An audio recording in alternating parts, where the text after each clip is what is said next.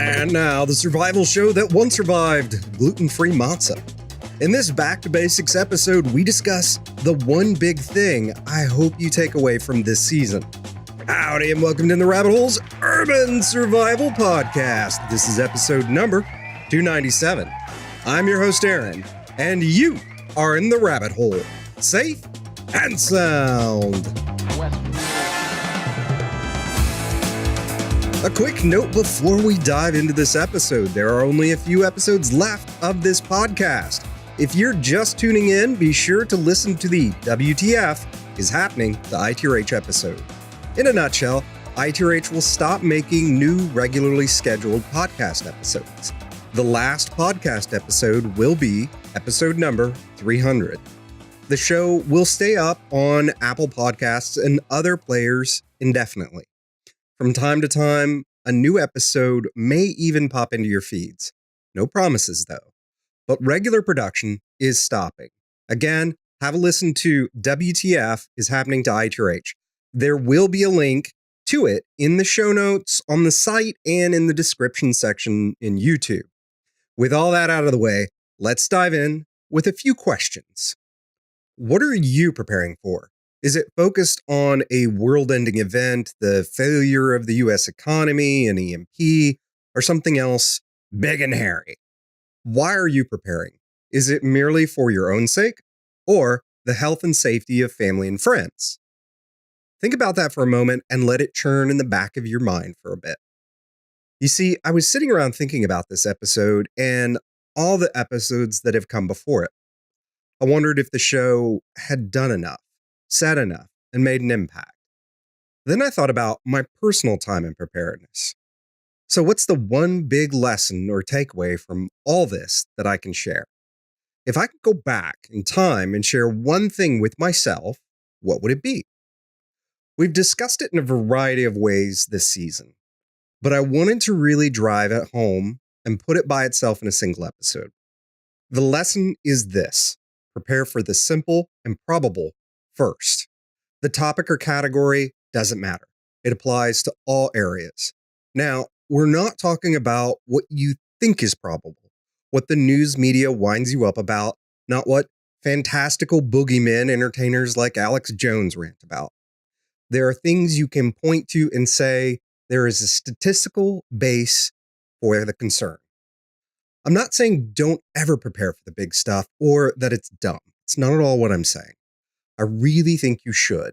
But a lot of what you do for the probable will cover your basic needs, even in the improbable.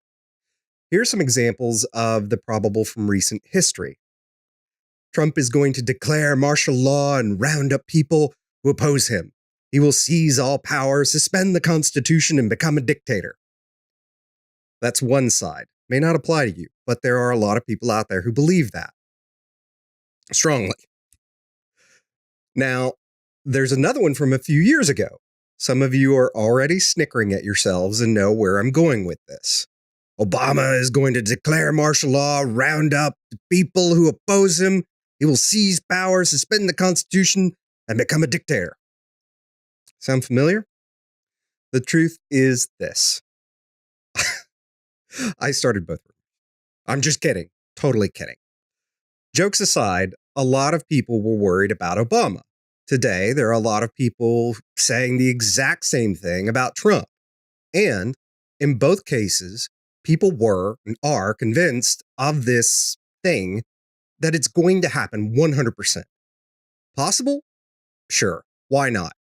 I generally don't ever say anything's impossible. But probable? No. Here's an example of something to prepare for the probable: life insurance. It's not sexy, sure. There's no guns, knives, bug-out bags, bug-out locations, bug-out vehicles, or zombie platypuses involved. But there is an absolute certainty that you will die. Hopefully, this is far off in the future, of course. It can happen any time, though. Youth does not insulate you from this all that much. When you die, you will leave behind someone who will have to tend to your affairs in state, big or small. You will likely also leave behind people who are financially dependent on you. Your pile of prepper shit is not a substitute for this. Here's another. On average, 7 people a day die in the US due to home fires. Do you have smoke and carbon monoxide detectors in all the rooms of your home? All of them. Do you have them installed correctly? Did you just tack them up to the ceiling wherever you felt like it or wherever you thought it looked aesthetically pleasing? While we're at it, do you have the right kind of fire extinguishers, and are they positioned strategically throughout your house? Not just in the kitchen. Does everyone know how to use them correctly? It's more than just pull the pin and blast away. They also lose pressure over time. Well, so when was the last time you checked the ones that you have? Do you have a family plan for a fire, and have you practiced it?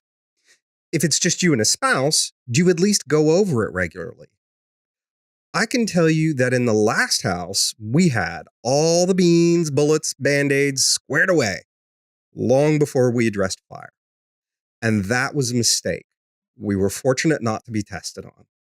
But we could have very easily had all our beans, bullets, band-aids be for naught because a house fire, or even kind of worse, carbon monoxide, where we just die in our sleep with all our junk. Pile of prepper shit. Nothing. Are you prepared for a localized natural disaster? Not Yellowstone super volcano, something crazy. Local natural disaster. You can't shoot at hurricanes. You can't throw gold at them and make them go away. Do you have the basics of preparedness squared away, and will they all work for this purpose? Are you in a financial position to handle a job loss, a medical event, or even just a car wreck? Or are you spending all your free cash gearing up for the lizard people to attack? Do you have a schedule for going through your preps?